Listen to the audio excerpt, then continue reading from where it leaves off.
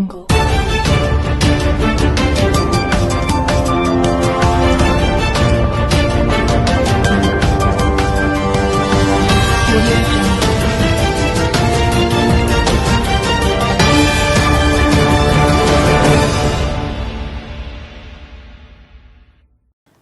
9 news కి స్వాగతం. Bulletin ముందుగా హెడ్లైన్స్ చూద్దాం.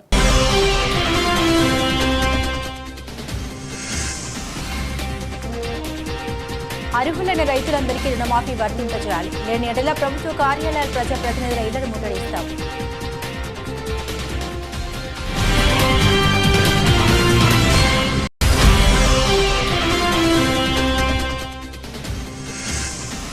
హైదరాబాద్లోని ఈడీ కారిడార్ ఎదుట ధర్నా పాల్గొన్న ఎల్లారెడ్డి ఎమ్మెల్యే మదన్ మోహన్.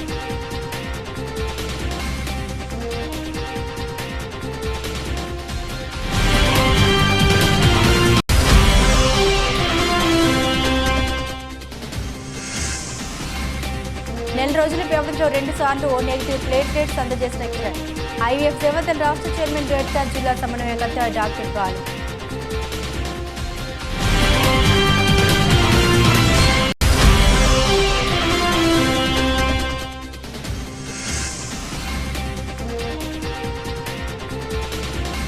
బస్సుల కోసం రోడ్డెక్కిన విద్యార్థులు సమయానికి బస్సులు నడపాలని ఆర్టీసీ అధికారులకు విజ్ఞప్తి.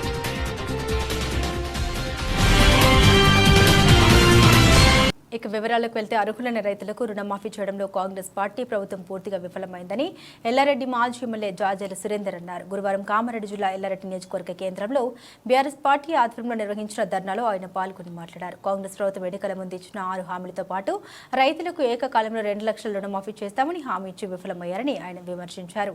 రైతు రుణమాఫీ చేయడంలో విఫలం కావడంతో ప్రభుత్వంపై తీవ్ర వ్యతిరేకత పెరిగిందని, ఈ వ్యతిరేకత నుండి తప్పించుకునేందుకు హైడ్రా పేరిట కొత్త నాటకానికి తెరలేపారని సీఎం రేవంత్ రెడ్డిపై మండిపడ్డారు. రుణమాఫీ పేరిట రైతులకు లేని ఆంక్షలు పెట్టి కేవలం 30 నుండి 40% మందికి మాత్రమే రుణమాఫీ వర్తింపజేశారని ఆరోపించారు.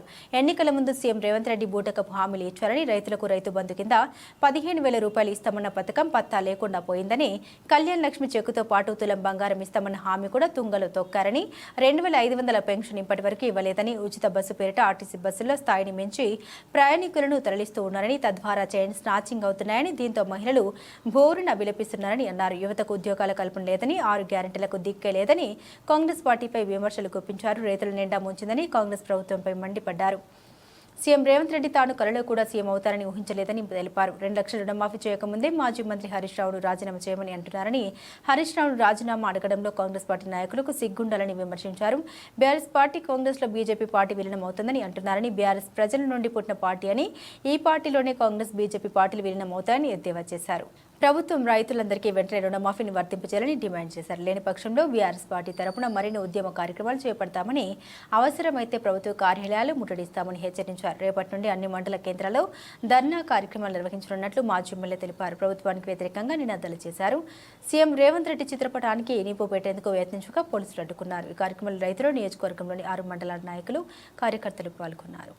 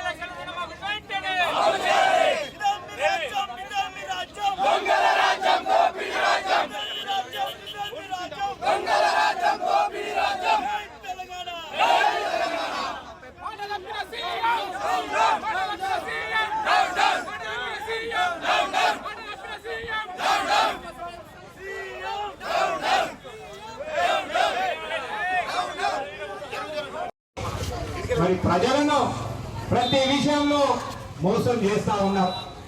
ఒకసారి ఆలోచన చేయాలా.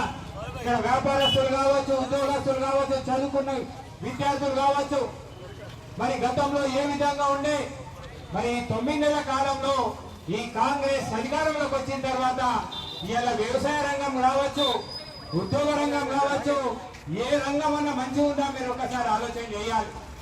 ప్రతి దాంట్లో మోసమే. 6 గ్యారెంటీలు అని చెప్పారు. 6 గ్యారెంటీలో ఏ ఒక్క గ్యారెంటీని అమలు చేస్తా ఉన్నారని అడుగుతా ఉన్నాం. ఇలా మహిళలకు ఫ్రీ బస్ అన్నావు, బస్సులు తగ్గించిన ఇలా మహిళలు బస్సు ఎక్కితే కొట్లాడుకుంటున్నారు. దానికంటే ముఖ్యమైనది మరి ఇలా చైన్ స్నేజర్ ఇలా గొలుసులు పోయి బంగారాలు పోయి ఇలా మా మహిళలు మా అక్కయ్యలు ఏడుస్తా ఉన్నారు. లబోలు ఇవ్వంటారు. ప్రతి పోలీస్ స్టేషన్ లో ఇలా కేసులు నమోదైనాయి. బంగారం పోయినాయి నీ ఫ్రీ బస్సు వేయంగా. ఇలా కరెంటు మరి గతంలో కేసీఆర్ ఉన్నప్పుడేమో వ్యవసాయదారికి 24 గంటలు నిరంతరంగా వచ్చేది. మరి కాంగ్రెస్ రాగానే ఎందుకు కరెంటు పోతా ఉన్నది ఒకసారి ఆలోచన చేయాలి. ప్రజలకు చేయాలని ఒక ఆలోచన ఉండాలి. కానీ వీళ్ళకి ఎంతసేపు అధికారం కావాలి, అధికారాన్ని బోధించడం కావాలి. కానీ వీళ్ళకు ప్రజల బాగోగులు కానీ సంక్షేమం అని పట్టించుకోవడం లేదు.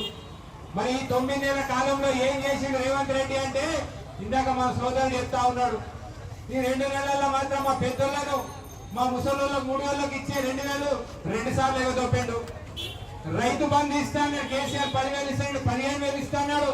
రైతు బంధు ఎగదొప్పిండు. అవన్నీ ఎగదొప్పి 2 లక్షలు రుణమాఫీ చేస్తాడని చెప్తే మరి ఏ ఒక్క రైతు కూడా రుణమాఫీ రాలే. ఇలా సిగ్గుండాలా మీరు ఫ్లెక్సీలు పెట్టుకుంటున్నారు కాంగ్రెస్ నాయకులు కావచ్చు, కాంగ్రెస్ ప్రభుత్వం అధికారంలో ఉన్న కావచ్చు. మేము 2 లక్షల రుణమాఫీ చేసినామని చెప్పి రెండు బిడ్డ ఇక్కడ వచ్చి ఎల్లారెడ్డి సెంట్రల్ బ్యాంకు దగ్గర కూర్చున్నాం. మరి ఎక్కడైనా ఏదైనా సొసైటీ వైజ్ మాట్లాడదాం. మరి రైతులని మీకు సమాధానాలు చెప్తారు. మరి 2 లక్షల రుణమాఫీ అయిందా లేదా అని ఇంకా సిగ్గులేకుండా ఇంకా రోడ్డు మీద ఫ్లెక్సీలు పెట్టుకొని కాంగ్రెస్ బొమ్మలు రేవంత్ రెడ్డి నీ జోకర్ సీఎం బొమ్మ వేసుకొని సిగ్గులే కూడా పెట్టుకుంటా ఉన్నారు.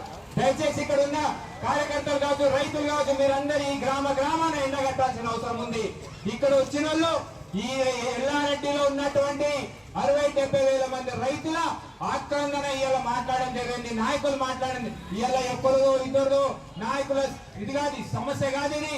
రైతులు ఇవాళ ఎవరైతే రుణమాఫీ రాని రైతుల ఆక్రందన ఇవాళ మాట్లాడడం జరుగుతుంది. ఇవాళ ధర్నా మొదలు పెట్టడం ఇది ఇవాళ ఆరంభం మట్టుకే. రేపటి నుంచి ప్రతి మండలంలో మండల కేంద్రంలో ఇదే రైతులను మొబిలైజ్ చేసి బీఆర్ఎస్ పార్టీ నాయకత్వంలో మరి ధర్నా కార్యక్రమాలు కూడా చేపడతాం. మీరు అప్పటికి దిగిరాకపోతే మరి ప్రభుత్వ కార్యాలయాలు కూడా ముట్టడి చేస్తామని చెప్పి కూడా హెచ్చరిస్తా ఉన్నాం. మరి ఆ రోజు నువ్వు పార్లమెంట్ ఎన్నికలు జరిగేటప్పుడు రుణమాఫీ చేస్తా అని చెప్పింది. అప్పుడే రేవంత్ మన హరీష్ రావు గారు అన్నారు, సిద్దిపేట ఎమ్మెల్యే గారు, నువ్వు 2 లక్షల రుణమాఫీ చేస్తే నీ 6 గ్యారెంటీలు అమలు చేస్తే నేను నా ఎమ్మెల్యేకు రాజీనామా చేసి మరి పోటీ అయ్యానని కూడా చెప్పడం జరిగింది. ఇవన్నీ రేవంత్ రెడ్డి ఇవన్నీ అమ్మో ప్రజలు బాగా పోతుంది, హరీష్ రావు మాట్లాడింది, అయ్యో నన్ను నమ్మేటట్టు లేరని చెప్పి మరి ఆ రోజు పార్లమెంట్ ఎన్నికల్లో ఏ జిల్లాకి వెళ్ళినా ఏ గుడికి వెళ్ళినా భువనగిరికి వెళ్తే నరసింహస్వామి ఒట్టు, ఆదిలాబాద్ పోతే సరస్వతి దేవి ఒట్టు, మహబూబ్ నగర్ పోతే జోగులాంబ దేవి ఒట్టు, అటు ఖమ్మం పోతే భద్రాద్రి శ్రీరాముడి మీద ఒట్టు పెట్టి మరి పార్లమెంట్ ఎన్నికల్లో ఎన్నుకొని లబ్ధి పొందినావు కదా. మరి ఆ దేవుళ్ళ మీద ఒట్టి పెట్టి ఇవాళ 2 లక్షల రుణమాఫీ చేస్తున్నా అంటున్నావు. మరి ఏ ఒక్క రైతు కన్నా రుణమాఫీ వచ్చిందా? ఇవాళ 2 లక్షల రుణమాఫీ అని చెప్పుకుంటున్నావు. మరి ఏ ఇచ్చినటువంటి మరి ఒక్కొక్క సొసైటీ వైజ్ తీసుకుంటుంటే 500 మంది రైతులు రుణం తీసుకొని ఉంటే 200 మంది కూడా కనీసం రాలే. అదాని కుంభకోణంపై దర్యాప్తు చేయడానికి జాయింట్ పార్లమెంటరీ కమిటీ ఏర్పాటు చేయాలని డిమాండ్ చేస్తూ ఏఐసీసీ పిలుపు మేరకు టీపీసీసీ ఆధ్వర్యంలో ఎన్ఫోర్స్మెంట్ డైరెక్టరేట్ ఈడీ కార్యాలయం ఎదుట నిర్వహించిన ధర్నాలో కామారెడ్డి జిల్లా ఎల్లారెడ్డి ఎమ్మెల్యే మదన్ మోహన్ రావు పాల్గొన్నారు. అతని కుంభకోణంపై దర్యాప్తు చేయడానికి జాయింట్ పార్లమెంటరీ కమిటీ ఏర్పాటు చేయాలని భారత జాతీయ కాంగ్రెస్ పదే కోరినప్పటికీ ఈ స్కామ్ను కేంద్రంలోని ఎన్డీఏ ప్రభుత్వం కప్పిపుచ్చడానికి చేసిన ప్రయత్నం తీరును ఎండగొడుతూ ఈడీ కార్యాలయం ఎదుట తెలంగాణ రాష్ట్ర మంత్రులు, ఎంపీలు, ఎమ్మెల్యేలతో కలిసి ఎల్లారెడ్డి ఎమ్మెల్యే పాల్గొన్నారు. అదాని కుంభకోణంపై పార్లమెంటరీ కమిటీని వేసి దర్యాప్తు చేపట్టాలని ఆయన డిమాండ్ చేశారు. మరి ఈరోజు దేశంలో మనకు తెలిసింది కాదు, సేబీ అనేది ఒక కంట్రోల్ వ్యవస్థ. ఆ కంట్రోల్ మెకానిజం చైర్మనే ఈరోజు అదానితోని అమెరికన్ ఇన్స్టిట్యూట్ ఈడెన్బర్గ్ క్లారిటీగా $100 బిలియన్ స్కామ్ జరిగిందని చెప్పింది. మరి ఇంత $100 బిలియన్ ఒక అదాని అనే వ్యవస్థ మరి దేశంలో ప్రపంచంలో ఫాస్టెస్ట్గా 100 బిలియన్ సంపాదించిన వ్యక్తి చరిత్రలో ఈరోజు ఆదాన్నాడు. ఈరోజు మరి ఇంత వ్యవస్థని స్కామ్ చేసిందని చెప్పి హిడెన్బర్గ్ చెప్పినప్పుడు మరి ఇంత భారీ ఎత్తున స్కామ్ జరిగిందని చెప్పి ఈరోజు 100% అది సేబీలో ప్రూఫ్ జరిగింది. మరి ఇదే హిడెన్బర్గ్ సంస్థ ఆ రోజు చెప్పే కంటే ముందే మన నాయకుడు రాహుల్ గాంధీ గారు క్లారిటీగా స్కామ్ జరుగుతుంది, ఈరోజు పోర్ట్స్ కానీ ఎయిర్పోర్ట్స్ కానీ నెట్వర్క్ సిస్టమ్ కానీ టోటల్ 100% ఈరోజు కంట్రోల్ ఆదానికి వెళ్ళిపోయిందని చెప్పి ప్రతి విషయంలో కూడా రాహుల్ గాంధీ గారు మరి మల్లికార్జున ఖర్గే ఆధ్వర్యంలో చెప్పడం జరిగింది. మరి అమెరికన్ వ్యవస్థ కూడా ఈరోజు సిఐఏ సంస్థలు కూడా ఇంత పెద్ద వ్యవస్థ జరిగింది. ఒక 8 సంవత్సరాల్లో 8 లక్షల కోట్లు సంపాదించిన వ్యక్తి ఈరోజు ఆదాని ఉన్నాడు. మరి ఈరోజు రిజైన్ చేయమని చెప్పి పోరాడుతా ఉన్న మనస్ఫూర్తిగా ఈరోజు ధర్నా చేస్తున్న ప్రతి కాంగ్రెస్ పార్టీ కార్యకర్త కూడా మనస్ఫూర్తిగా కామారెడ్డి జిల్లా కేంద్రంలో డెంగ్యూ వ్యాధితో చికిత్స పొందుతున్న లింగంపేట మండల కేంద్రానికి చెందిన అనిల్ గౌడ్కి అత్యవసరంగా ఓ నెగిటివ్ ప్లేట్లెట్స్ అవసరం కావడంతో వారికి కావలసిన ప్లేట్లెట్స్ ను కామారెడ్డి రక్తదాత సమూహ ఉపాధ్యక్షుడు కిరణ్ కుమార్ మానవతా దృక్పథంతో స్పందించి నెల రోజుల వ్యవధిలోనే రెండవసారి ప్లేట్లెట్స్ ను అందజేయడం జరిగిందని ఐవీఎఫ్ సేవదళ రాష్ట్ర చైర్మన్ రెడ్ క్రాస్ జిల్లా సమన్వయకర్త డాక్టర్ బాలు తెలియజేశారు. ఈ సందర్భంగా డాక్టర్ బాలు మాట్లాడారు. సకాలంలో ప్లేట్లెట్స్ ను అందజేసినట్లయితే డెంగ్యూ వ్యాధితో బాధపడుతున్న వారి ప్రాణాలు కాపాడవచ్చునని, కానీ అందుకు అవసరమైన ప్లేట్లెట్స్ ఇవ్వడానికి దాతలు ముందుకు రావడం లేదని, కుటుంబ సభ్యులు కూడా ఇతరులకు ఫోన్ చేయడం ఇతరులని ప్లేట్లెట్స్ ఇవ్వమని అడుగుతున్నారని, ఆరోగ్యవంతమైన ప్రతి వ్యక్తి ప్రతి 15 రోజులకు ఒకసారి ప్లేట్లెట్స్ అందజేయవచ్చని, దీని పట్ల ఉన్న అపోహలు విడనాడాలని కోరారు. ఎవరికో ఇబ్బంది అయితే మనకేమిటి అని మనం సంతోషంగా ఉన్నాం కదా అని అనుకుంటే అది పొరపాటేనని, ఏదో ఒక రోజున ప్రతి ఒక్క వ్యక్తికి ఇబ్బందులు వస్తాయని, ఈ సందర్భంగా సహాయం చేయడానికి ఎవరు ముందుకు రారనే విషయాన్ని ప్రతి ఒక్కరు గుర్తిరగాలని అన్నారు. మానవత జీవితానికి సార్థకత సేవ మార్గంతో సాధ్యమని అన్నారు. 30 రోజుల వ్యవధిలో 2 సార్లు ప్లేట్లెట్స్ అందజేసిన కిరణ్ కు ఐవీఎఫ్ జాతీయ వర్కింగ్ ప్రెసిడెంట్ ఉప్పాల శ్రీనివాస్ గుప్తా ప్రత్యేకంగా అభినందన తెలియజేసి కిరణ్ స్ఫూర్తిగా తీసుకుని దాతలు ముందుకు రావాలని అన్నారు. ఈ కార్యక్రమంలో కామారెడ్డి రక్తదాతల సమూహ ఉపాధ్యక్షుడు డాక్టర్ పుట్ల అనిల్ కుమార్, సలహాదారులు వెంకటరమణ, బ్లడ్ బ్యాంక్ సిబ్బంది జీవన్, నవీన్లు పాల్గొనడం జరిగింది.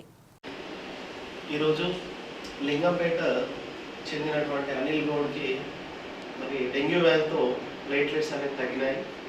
మరి నిన్నటి రోజున కూడా మరి కుటుంబ సభ్యులు ప్లేట్లెట్స్ కావాలంటే మరి నిజామాబాద్లో ఉన్నటువంటి ఆయుష్ బ్లడ్ బ్యాంక్ సురేష్ గారి సహకారంతో ఒక యూనిట్ నెగిటివ్ ప్లేట్లెట్స్ అందజేయడం జరిగింది. అదేవిధంగా ఈరోజు మరి ఇంకా ప్లేట్లెట్స్ సంఖ్య మరి తగ్గిపోవడంతో వారి కుటుంబ సభ్యులు కామారెడ్డి బ్లడ్ డోనర్స్ ఆర్గనైజేషన్ని మరి సంప్రదించిన వెంటనే మా Kamareddy blood donor organization vice president మరి కిరణ్ కుమార్, మరి నెగిటివ్ అంటే గుర్తుకొచ్చేటువంటి రక్తదాతల్లో ఉమ్మడి జిల్లాలో ఒకరిగా ఉన్నటువంటి కిరణ్ మరి ముందుకు వచ్చాడు. మరి నెల రోజుల్లో రెండోసారి ప్లేట్లెట్స్ ఇవ్వడం అంటే మొన్ననే 1 మంత్ బ్యాక్ నిజామాబాద్ వెళ్ళి ఇచ్చి వచ్చాడు. మళ్ళీ 1 మంత్ తర్వాత ఈరోజు అర్జెంట్ అంటే మరి ఈరోజు ఇచ్చారు. మరి ఒక కాకికి ఇబ్బంది అయితే 10 కాకులు వస్తున్నాయి, ఒక కోతికి ఇబ్బంది అయితే 10 కోతులు వస్తున్నాయి, కానీ ఒక మనిషికి ఇబ్బంది అయిందంటే 10 మనుషులు వచ్చే అవకాశం లేదు. అది వాస్తవం. ఈరోజు ఎందరూ మెసేజ్ పెడితే మళ్ళీ నాకే మెసేజ్ పెడతారు.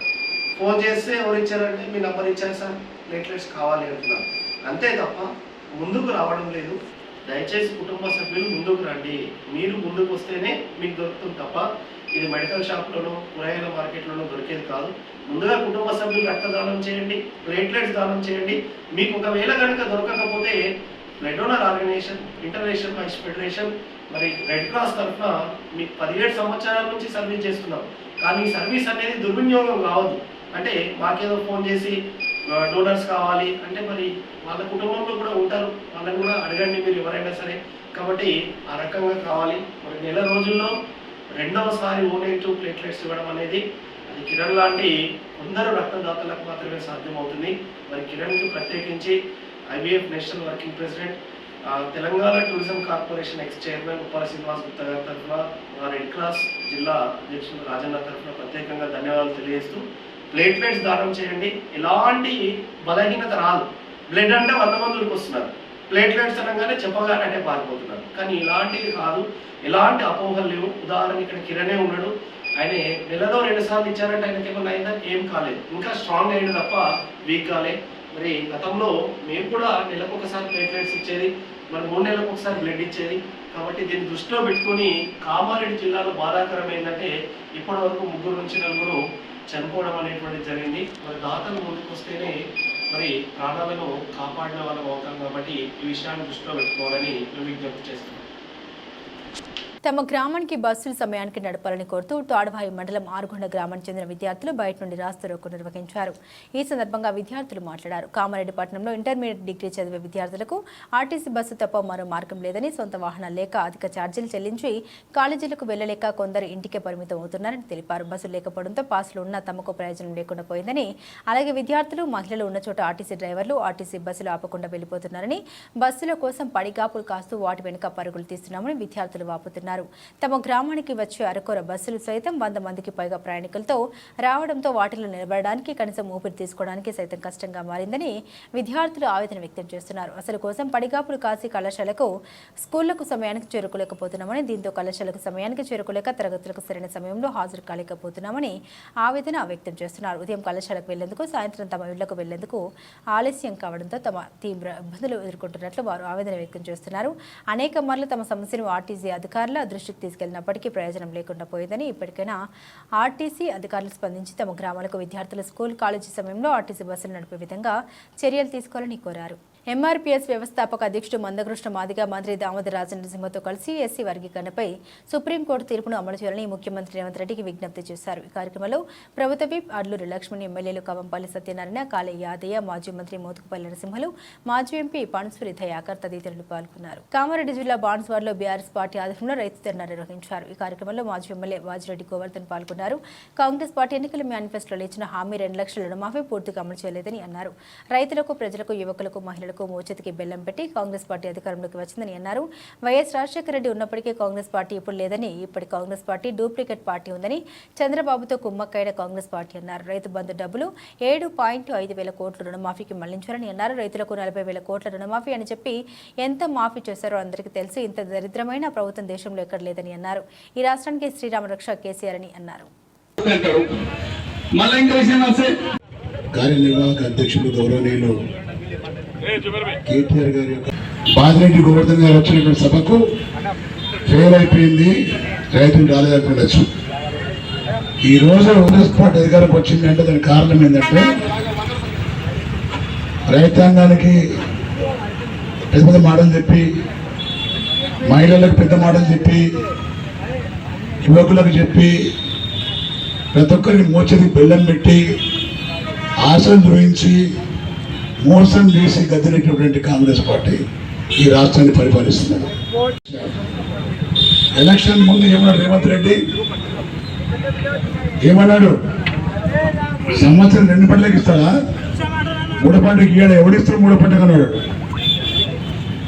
3 పంటలు దిక్కు లేదు, 1 పంటలు దిక్కు లేదు. అవునా కాదా? రైతాంగానికి రైతు బంధు ఇస్తాడు, డబ్బులు ఇస్తాడు. కేసీఆర్ 10,000 ఇస్తున్నా, నేను 15,000 ఇస్తాను. బుడ్డరహాన్ లెక్క, తుపాకీ రామన్ లెక్క మాట్లాడు. మేమంత అయోమయం, ప్రజలమే అయోమయం. కేసీఆర్ మధ్య పరిపాలిస్తున్నాడు, మరి 10 ఏళ్ళు పరిపాలన చేసిండు, బాగానే చేసిండు. మరి కాంగ్రెస్ పార్టీ నాయకుడు మీకు చెప్తున్నాడు ఒకసారి అప్పుడేద్దామని. మీ 10 సార్లు బ్యాంకులకు మాకు రాలేదమ్మా అని చెప్తున్నారు వాళ్ళు. ఒక మీకే కాదమ్మా, రాష్ట్రంలో ఫస్ట్ చెప్పింది రేవంత్ రెడ్డి 2 లక్షల రుణమాఫీ ఎలా చెప్పిండు. కేసీఆర్ కేవలం 1 లక్ష మాఫీ చేసినట్టు 2 లక్షలు తీసుకున్నట్లే. ఇప్పుడు ఎవరు తీసుకోండి, రేపు మాఫీ చేస్తాను. పరుగు రైతులు తెచ్చుకున్నారు. ఎక్కడ చూస్తే ఎంతైంది? 42,000 కోట్లు.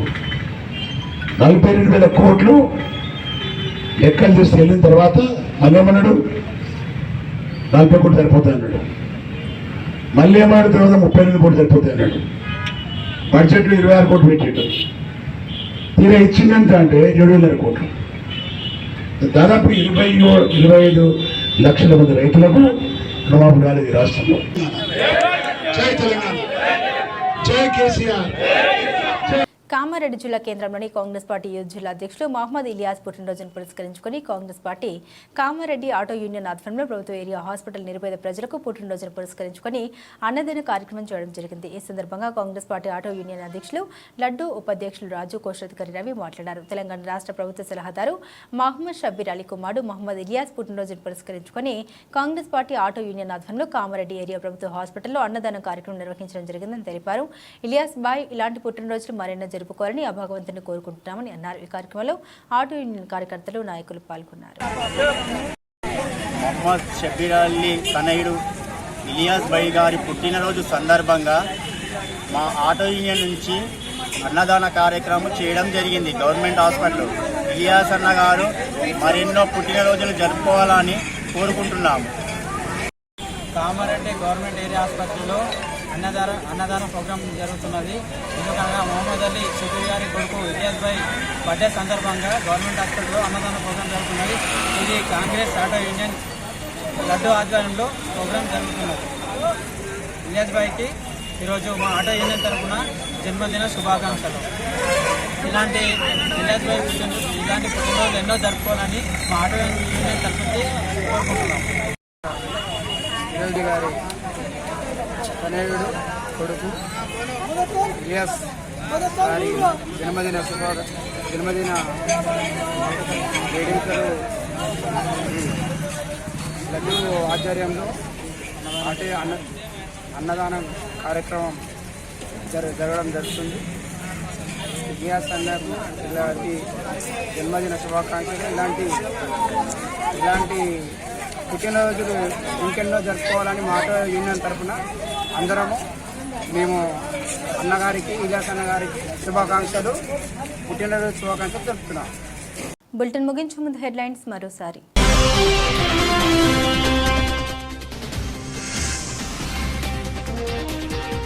అర్హులైన రైతులందరికీ రుణమాఫీ వర్తింపజేయాలి. లేని ఎడల ప్రభుత్వ కార్యాలయాల ప్రజాప్రతినిధుల ఇళ్లను ముట్టడిస్తాం.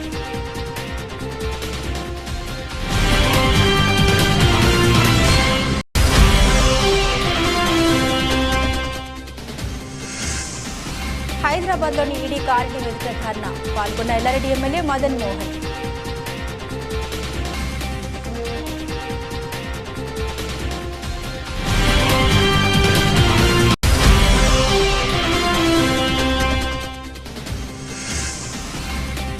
నెల రోజుల వ్యవధిలో 2 సార్లు ఓ నెగిటివ్ ప్లేట్లెట్స్ అందజేసిన కిరణ్.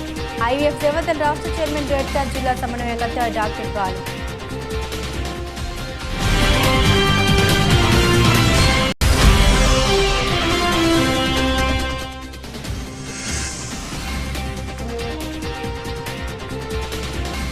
బస్సుల కోసం రోడ్డెక్కిన విద్యార్థులు సమయానికి బస్సులు నడపాలని ఆర్టీసీ అధికారులకు విజ్ఞప్తి.